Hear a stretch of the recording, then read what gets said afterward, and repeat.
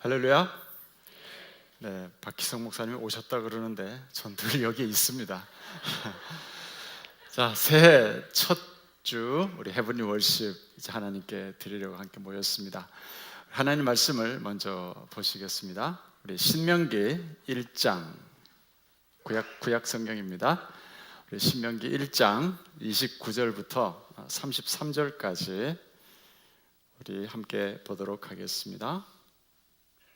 우리 한 절씩 교독합니다. 제가 먼저 29절을 읽겠습니다.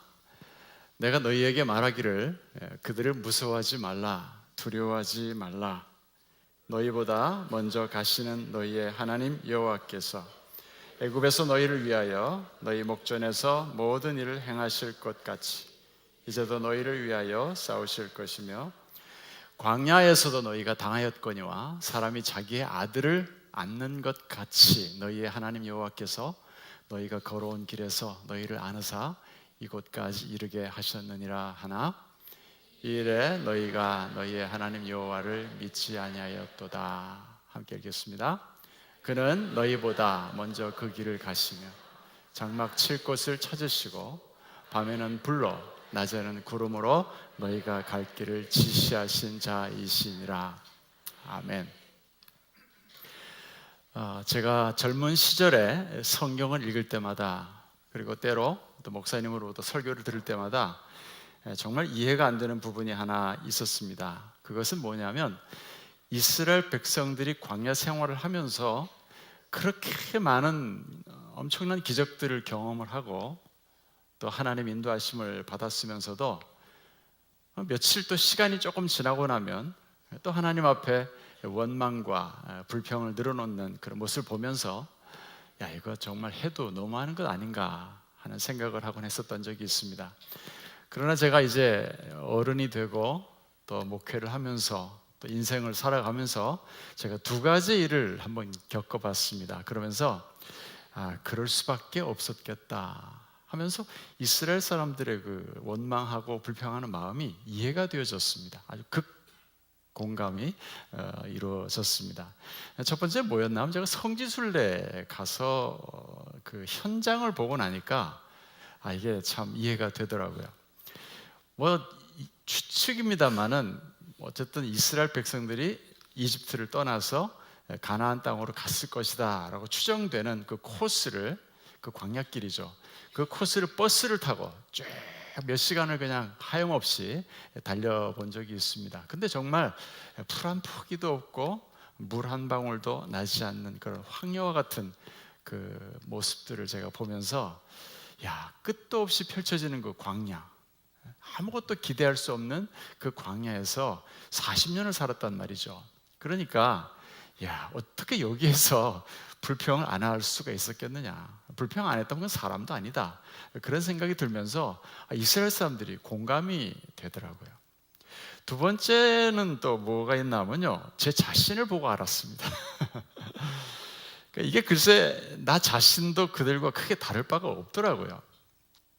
제가 처음에 이스라엘 사람들을 뭐 이런 사람들이 다 있나 생각할 때는 사실은 제가 제 자신을 모르고 있었던 거죠. 그런데 시간이 지나가면서 정말 자주자주 하나님의 기적과 같은 은혜를 경험을 했거든요. 그럼에도 불구하고 조금만 시간이 지나고 나면 또다시 의심하고 또다시 불평하고 원망하는 자리에 있는 내 자신의 모습을 보게 되니까 이건 나도 똑같더라는 거죠. 그러니까 나 역시 만약에 그 당시에 이스라엘 백성들 중 한 사람으로 그 당시에 태어났다면 나 또한 똑같이 하나님 원망했겠구나, 이걸 제가 알게 되었습니다. 이렇게 하나님의 은혜를 자꾸 잊어버리는 이스라엘 백성들, 또 오늘을 살아가는 우리들의 모습, 뭐 거의 똑같지 않습니까? 닮은 꼴이라고 생각이 드는데 현실의 삶이 힘들어서 그러는 거거든요. 현실의 삶이 힘들어서 하나님 앞에 또 은혜를 다 잊어버리고 하나님이 베풀어 주신 그 기적과 같은 일들도 다 망각해버린 채 또 하나님 원망하고 또 하나님 불평했던 이스라엘 백성들이지만은 하나님께서 그들을 어떻게 대해 주셨나는 것입니다. 오늘 31절에 딱 말씀하고 계시죠. 뭐라고 합니까? 사람이 자기의 아들을 안는 것 같이 너희의 하나님 여호와께서 너희가 걸어온 길에서 너희를 안으사 이곳까지 이르게 하셨느니라. 오늘 본 말씀은 이스라엘 백성들이 40년 광야 생활을 다 끝을 냈습니다. 이제 하나님이 약속하신 가나안 땅을 눈앞에 딱 두고 이제 가나안 땅에 들어가기 직전에 모세로부터 하나님께서 이스라엘 백성들에게 다시 전해주시는 말씀이, 당부의 말씀이 기록되어 있는 겁니다. 광야 생활하는 동안 이스라엘 백성들은 너무 힘들어서 하나님 앞에 원망하고 하는 말, 불평하는 말을 늘어놓았지만 하나님께서는 어떻게 하셨다고요? 끝까지, 이게 40년 동안 끝까지 자신들의 백성을 마치 아버지가 아들을 가슴에 안듯이 그들을 안아서 광야 생활을 인도하셨다고. 이걸 너희들이 잊어버려서는 안 된다라고 모세는 지금 말씀하고 있습니다. 자, 여러분, 광야 생활하는 사람들이 가장 바라는 것이 무엇입니까? 왜 광야 생활이 시작이 됐습니까? 광야 생활을 하는 사람들이 가장 바라는 것은 물론 가나안 땅에 들어가는 겁니다. 그러나 지금 당장 가나안 땅에 들어갈 수 없다고 했을 때는 그럼 그 다음에 우리가 가장 필요한 것은 무엇입니까? 아마 광야 생활을 감당하는 힘이 있어야 되지 않을까. 이것이 우리에게 가장 필요하지 않을까 생각을 합니다. 그렇다면 여러분, 이 광야 생활을 할 이 힘은 어디에서부터 오냐는 겁니다. 저는 오늘 본 말씀에 의지해서 한마디로 이렇게 표현을 해드리고 싶습니다. 하나님 아버지의 안아주심에서부터 이 광야 생활할 힘이 생긴다. 저 그렇게 말씀을 드리고 싶습니다. 우리 모두 2017년도를 시작했습니다. 새해를 시작했습니다. 근데 솔직히 말하면 지금 우리 마음이 그다지 희망차 보이지가 않습니다. 여러분, 새해를 맞이하면서 어떤 마음의 소원을 가지셨습니까?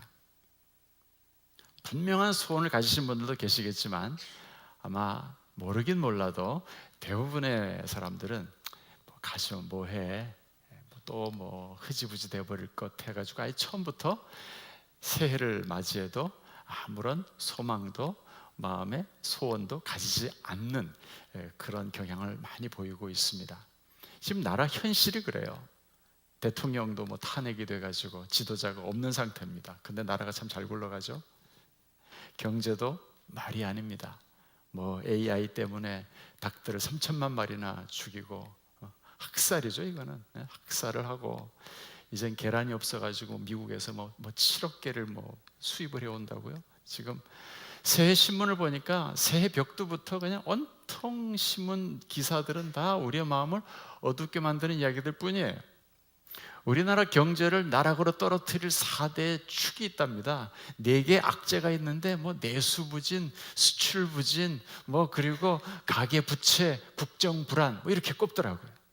저는 요즘 신문을 잘 안 봅니다. 왜 안 보냐면 제 마음이 자꾸 어두워져서 싫어요. 저는 그래서 그 신문을 볼 때마다 저 기자 양반들은 맨날 저런 뉴스만 접하고 있으니 저 사람들 마음은 어떻게 했나, 막 갈갈이 찢어진, 갈갈이 지금 찢어지고 막 생채가 난 그런 상처투성이가 아닐까 하는 생각이 좀 들더라고요. 맞습니다. 오늘 우리가 지금 맞닥뜨린 현실, 우리가 살아가는 한국 사회, 어쩌면 이스라엘 백성들이 통과했던 광야보다도 더 두렵고 힘든 세상일지 모릅니다. 온갖 위험이 도사리고 있고 한 치 앞도 내다볼 수 없는 미지의 길을 지금 우리는 들어섰습니다. 이 길은 눈물과 땀이 없이는 건너갈 수 없는 고난의 길입니다. 그러나 이런 광야와 같은 인생 길이지만은 이스라엘 백성들이 걸어갔던 그 광야길, 우리는 지금 똑같은 그 광야의 길을, 인생의 길을 걸어가지만은 우리도 이 모세의 말씀처럼 하나님의 품에 안겨 걷는다는 확신만 가진다면 우리는 아무리 험한 길을 걸어간다 할지라도 찬송하면서 걸어갈 수 있을 줄 믿습니다. 저는 하나님에 대한 표현 중에 가장 좋아하는 표현이 이 아버지라는 표현입니다. 여러분들에게는 아버지에 대한 이미지가 어떠십니까? 아버지 하면 가슴에 애틋한 어떤 그런 추억이 있고, 아버지 생각하면 그냥 눈물이 핑 돌 정도로 정을 느끼십니까? 저는 안타깝게도 아버지에 대한 정이 그렇게 많지 않았던 사람 중에 하나입니다. 그런데 이제 와서 저는 아버지라는 이미지가 가진 의미가 얼마나 크고 얼마나 또 우리를 든든하게 만드는지를 새삼 체험을 하고 있습니다. 예수님께서 이 세상에 오셔서 우리를 위해서 해주신 많은 일들이 있습니다. 모든 일이 전 다 좋은 일들이지만은 그 중에 제가 특별히 감사하게 생각하는 것 중에 하나가 뭐냐면 하나님을 아버지로 소개해 주신 것. 하나님을 아버지로, 하늘에 계신 아버지, Heavenly Father, 하늘의 아버지로 나에게 가르쳐 주신 것이 저는 너무나 좋습니다. 가르쳐 주실 뿐만 아니라 예수님께서는 그 하나님 아버지가 어떤 분이신가를 직접 이 세상에 육신의 몸을 입고 오셔서 인간의 몸으로 사시면서 예수님의 삶을 통해서 예수님이 친히 보여주셨어요. 하나님이 어떤 분이신지, 하나님 아버지가 어떤 분이신지를 예수님이 삶을 통해서 직접 우리에게 보여주셨다는 겁니다. 하나님은 어떤 분이십니까? 가난하고 병든 자들을 가까이 하시는 아주 자비로우신 아버지이십니다. 죄인을 정죄하지 아니하시고 죄인을 가까이 하시고 용서하시고 품어주시는 아버지이십니다. 예수님께서 또 이런 말씀을 하시면서 하나님이 얼마나 좋으신 분인가에 대해서 우리에게 말씀을 해주고 있습니다. 마태복음 7장 11절입니다. 한번 여러분 보시겠습니까? 다 같이 읽을까요? 시작. 너희가 하물며 하늘에 계신 너희 아버지께서 구하는 자에게 좋은 것으로 주시지 않겠느냐. 아멘.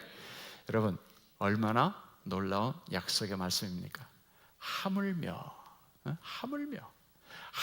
하늘에 계신 너희 아버지께서. 육신의 아버지는 불완전한 존재입니다. 아마 여러분들이 필요를 만족할 만큼 채워주지 못했을 거예요. 어쩌면 상처를 준 아버지도 있을지도 모릅니다. 그러나 Heavenly Father, 하늘에 계신 우리 아버지는 그런 분이 아니십니다.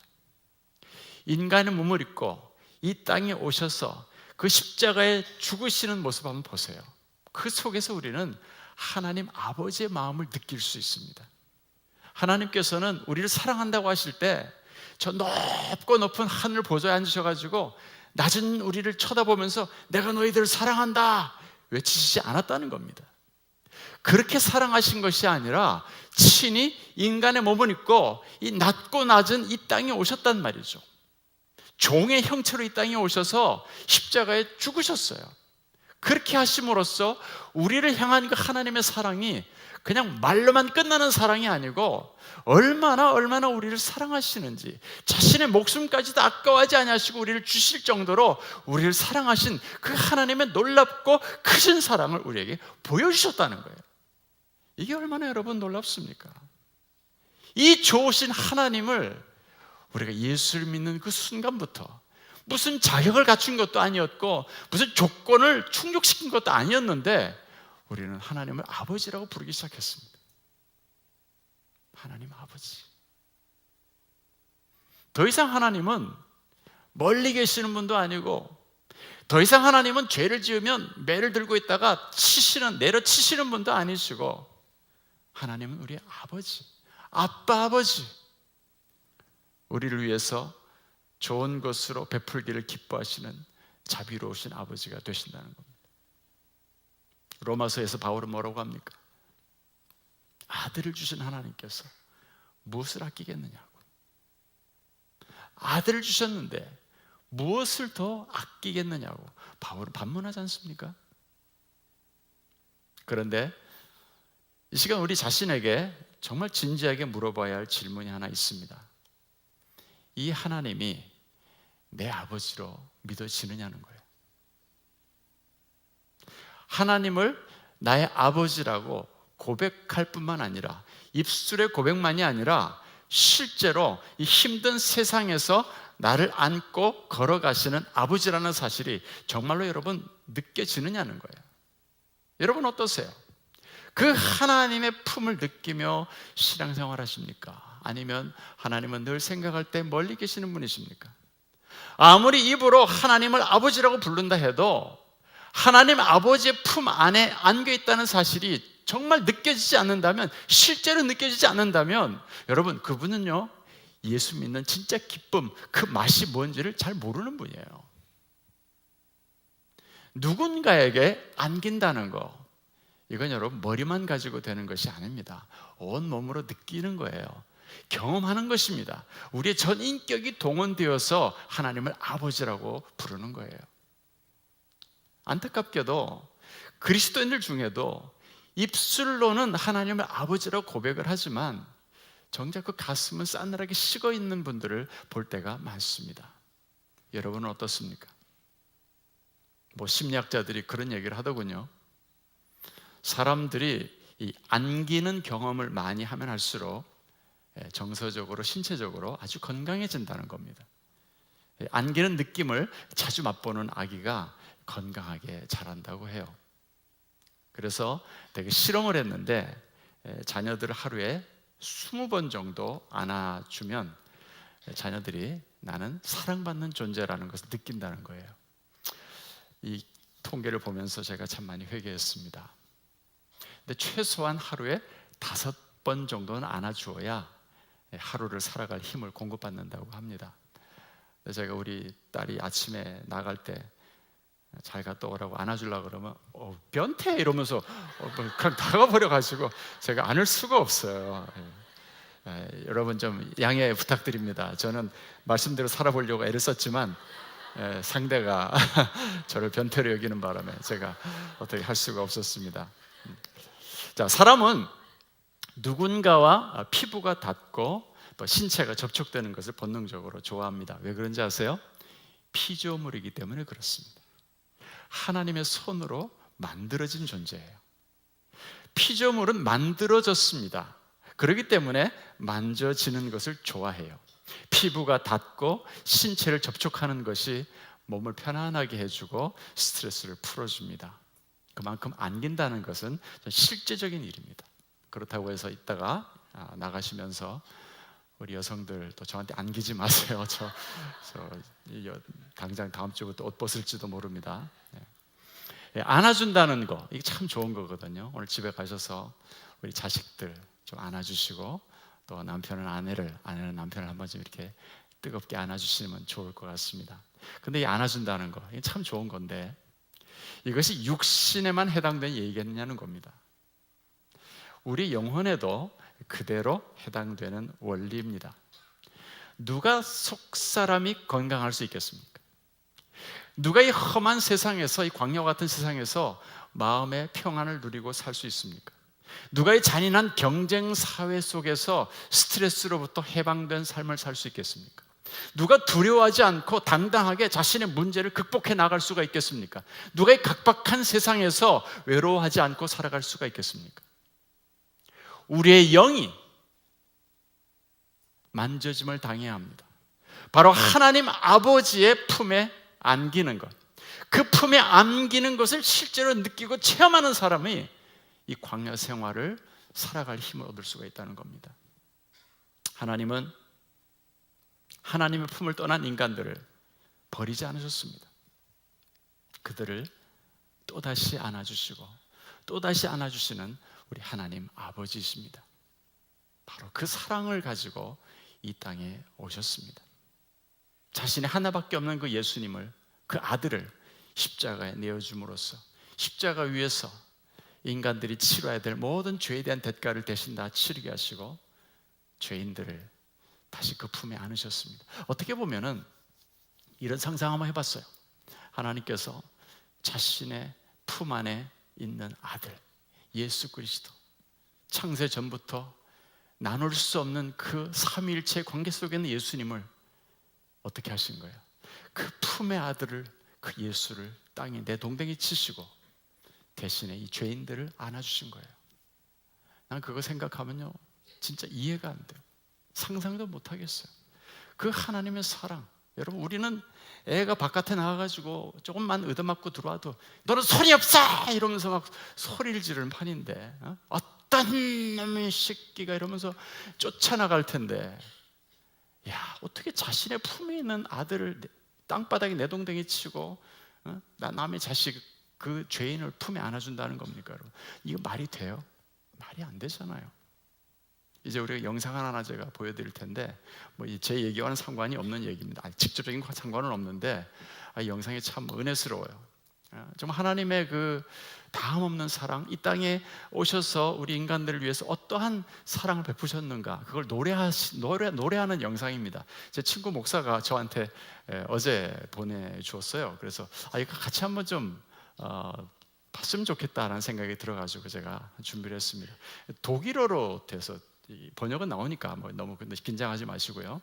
독일어로 돼가지고 노래를 피아노를 치면서 노래를 하는데 가사 내용이 참 은혜스럽습니다. 한번 좀 들어보시겠습니까?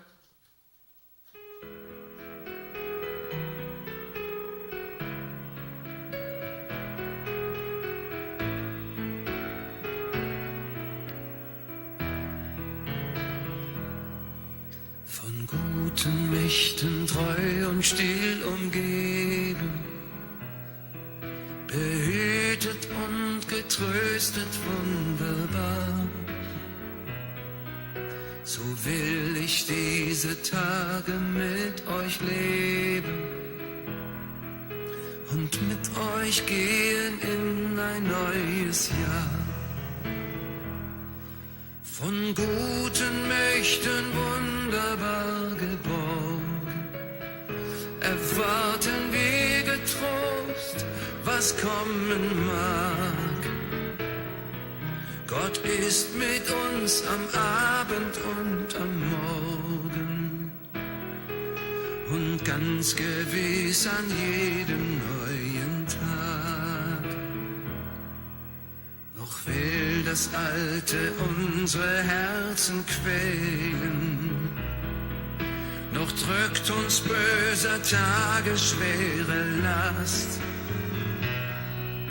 Ach Herr, gib unseren aufgescheuchten Seelen das Heil, für das du uns bereitet hast.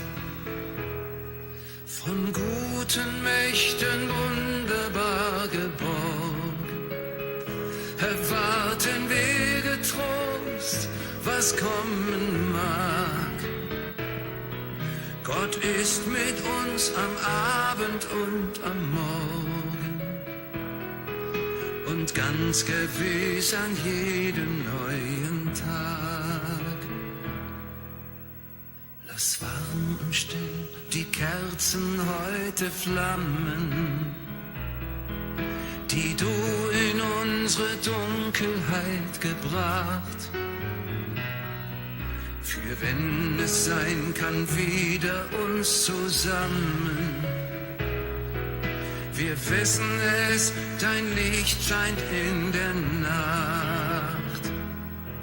Von guten Mächten wunderbar geborgen, erwarten wir getrost, was kommen mag. Gott ist mit uns am Abend und am Morgen und ganz gewiss an jedem neuen Tag.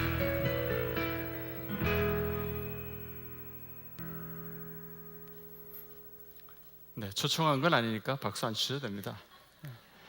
저도 옛날에 독일어를 배웠었는데 아벤트 운타 뭐 모르겐 이거밖에 모르겠어요. 자, 무슨 누구신지 잘 모르겠어요. 그냥 뜬금없이 영상을 보내줘가지고 제가 들으면서 참 은혜스러웠습니다. 여러분들에게 보여드리는 건데 하나님의 그 사랑, 하나님의 사랑을 전 말씀을 좀 드리고 싶었습니다. 저는 오늘 저녁에 여러분들하고 함께 나눌 말씀의 주제는 그거예요. 오늘 밤에 좀 우리가 하나님의 그 안아주심을 좀 경험해봤으면 좋겠다는 거.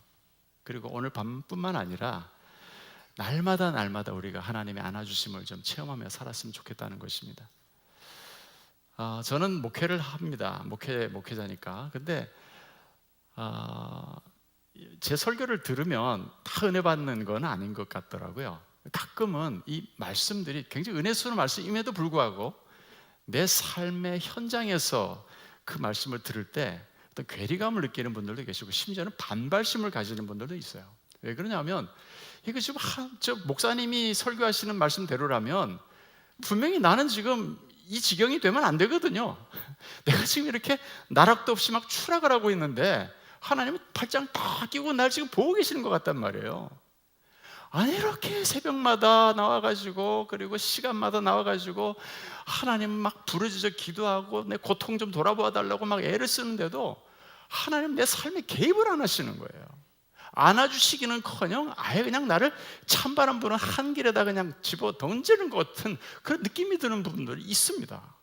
그래서 저는 이런 말씀을 전하면서 자꾸 성도들의 제 마음에 생각이 나가지고 괴로워요. 솔직히 말하면 저는 고통 중에 있는 성도들을 알고 있거든요. 지금도 참 2016년도까지만 아프고 2017년도 1월 1일부터 딱 나아버리면 얼마나 좋겠어요. 근데 이건 뭐 여전히 또 계속 아파가지고 지금 또 계속 고통 중에 살아가는 성도들이 교회에 있거든요.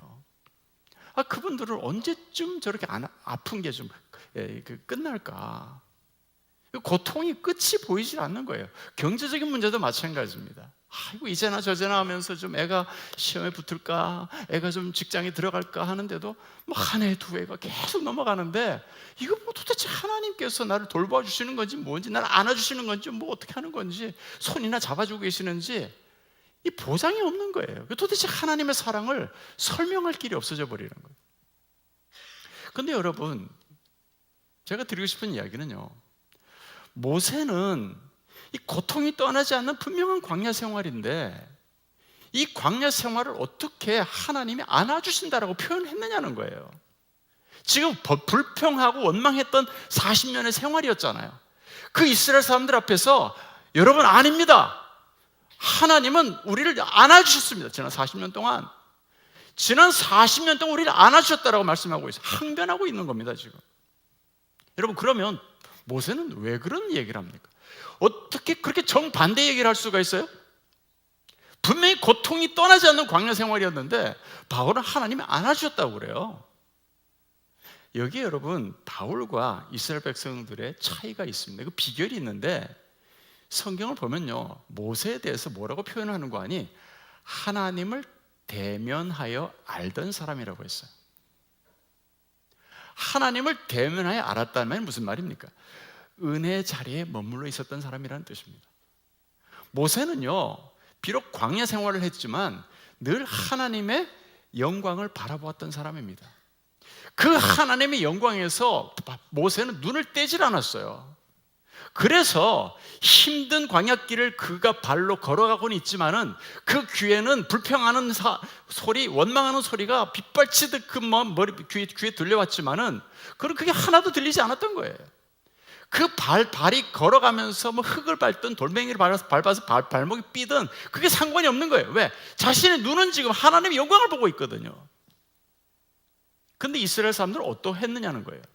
그들은 당장 부닥친 현실 문제에 집중을 했어요. 그 현실 속에서 하나님의 사랑을 저울질했다고요. 현실 문제에서 눈을 떼지 못하니까 당연히 고통 속에서는 원망할 수밖에 없는 거죠. 어떻게 고통을 바라보면서 진흙투성이를 바라보면서 별을 노래할 수가 있겠습니까? 그러므로 여러분, 제가 오늘 밤에 드리고 싶은 이야기는 우리가 하나님의 안아주심을 경험하려면 여러분 잘 들으십시오. 저도 마찬가지입니다. 전 목사라고 해서 제가 막 항상 하나님을 찬양하는 그런 자리에 있는 거 아니에요. 저도 똑같습니다, 여러분들하고. 지금 제가 말씀드리는 이대로 저도 하지 않으면 나도 언제 어떻게 될지 모르는 인간이란 말이에요. 죄인이란 말이에요. 우리가 어떻게 해야 되겠어요? 우리가 이 광야 생활 속에서 하나님의 안겨주심을 경험하려면 어떻게 해서라도 이를 악물고라도 발버둥 치면서라도 은혜 자리에 머무르려고 해야 돼요. 이거 여러분 중요합니다.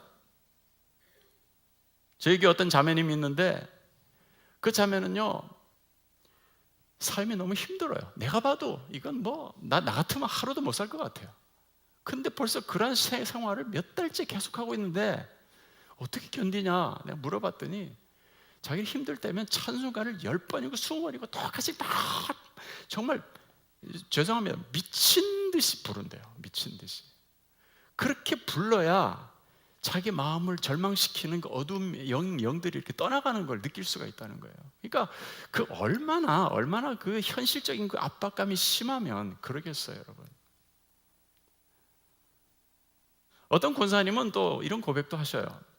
마음에 두려움이 몰려올 때마다, 또 좌절감, 실망감이 몰려올 때마다 10번이고 20번이고 예수 그리스도 이름을 자꾸 선포한다는 거예요. 승리하신 예수 그리스도. 그 예수 그리스도 계속 선포하고 계속 주기도문을 외우고 그러면 두려움이 사라진대요. 저는 그런 이야기를 들을 때마다 어떤 생각을 하는지 아세요? 이야, 발버둥 치고 있구나. 뭘 발버둥 칩니까? 은혜 안에 머무르려고 힘겨운 지금 투쟁을 하고 있는 거예요. 모세를 한번 생각해 보세요, 여러분. 모세는 계속 원망과 불평하는 말 들으면서 때로는 돌을 던져갖고 맞아 죽이려고 할 정도로 위급한 상황에 몰릴 때도 있었어요. 그러나 모세는 끝까지 하나님만 바라봤어요. 하나님 영광을 바라봤다는 거예요. 현실을 바라보면 절망입니다. 그러나 눈을 감고, 육신의 눈을 감고 하나님 아버지 영광을 바라보면 여러분 고통을 이겨낼 힘이 생긴다는 겁니다. 여러분, 이 헤브니 월십이 바로 이런 자리가 됐으면 좋겠습니다. 세상의 모든 근심, 걱정, 두려움들 다 내려놓고 오직 하나님 영광을 바라보는 거예요. 그게 헤브니 월십 아니겠습니까? 그 하나님을 바라보아야 돼요. 우리는요, 그냥 생각으로만 바라봐야지 하면 안 돼요. 물리적으로 은혜 받는 자리로 가 있어야 돼요. 물리적으로 말씀을 듣는 자리에 있어야 돼요. 교회에서 집회가 있으면 교회 집회를 나가시고요, 집회가 없는 날은 집에서 귀에다가 성경 읽기라도 꼽아놓고 들으시란 말이에요. 계속 우리는 고통 속에 있으면 있을수록, 내 삶이 힘들면 힘들수록 우리는 더 은혜 자리에 있으려고 발버둥을 쳐야 된다는 거예요. 물리적으로요. 아까 말씀을 드렸죠. 광야 생활하는 사람이 가장 바라는 것이 뭐라 그랬어요? 가나안 땅 들어가는 겁니다. 맞아요. 광야에서 영원히 살 사람은 아무도 없습니다. 이 땅에서는요, 아무리 잘 살아도, 아무리 고통 가운데 살아도 결국 광야 생활이에요, 여러분. 그리고 이 광야 생활은 다 끝이 있잖아요. 우리 언젠가는 가나안 땅 들어갈 거잖아요. 우리가 이 세상에서 아무리 고통을 당한다고 하더라도요, 80년, 90년입니다. 요즘은 100세 인생이라고 좋아가지고 히히 하고 다니시던데, 그렇게 100살까지 광야 생활하고 싶으세요? 80년 광야 생활을 마치면 우리는 그 땅으로 들어갑니다. 80년이 긴 것 같습니까, 여러분? 짧은 것 같습니까? 여러분 중에 시간이 빨리 가는 것 같아요? 길게 가는 것, 천천히 가는 것 같아요? 네, 이 세상에서 시간 안 간다고 하는 사람은 우리 아들밖에 없더라고요. 다 빨리 가요. 다 빨리 가요. 아마 걔도 이제 5월달 지나면 아마 또 빨리 간다고 할 거예요. 그렇게 빨리 가는 인생인데다가 또 그 인생길을 우리는 어떻게 간다고요? 찬송하면서 갈 수가 있어요. 모세처럼 찬송하며 갈 수가 있다고요. 어떻게 해요? 하나님 아버지의 안아주심을 느끼며 가는 겁니다. 메마른 땅만 바라보면 우리는 하나님 아버지의 안아주심을 느낄 수 없습니다. 그러나 우리가 눈을 들어서 하나님의 영광을 바라보게 될 때 우리는 하나님 아버지의 안아주심을 느끼면서 그 안아주심을 구체적으로 경험하면서 가나안 땅으로 가게 되는 겁니다. 이 밤에 우리 영적인 눈을 다시 한번 크게 뜨는 밤이 되길 간절히 축원합니다. 인생살이가 피곤하고 지치고 따분하고 고단할 줄 압니다. 그러나 이 시간 우리를 안아주시는 그 하나님으로 인해서 다시 한번 힘 얻는 여러분 되시길 간절히 축원합니다. 그 하나님의 위로와 그 평강이 여러분의 피곤한 어깨, 축 처져버린 어깨에 힘을 주시고 그 하나님의 팔에 다시 한번 안기는 귀한 밤이 되기를 간절히 축원합니다. 우리 함께 찬양하시겠습니다.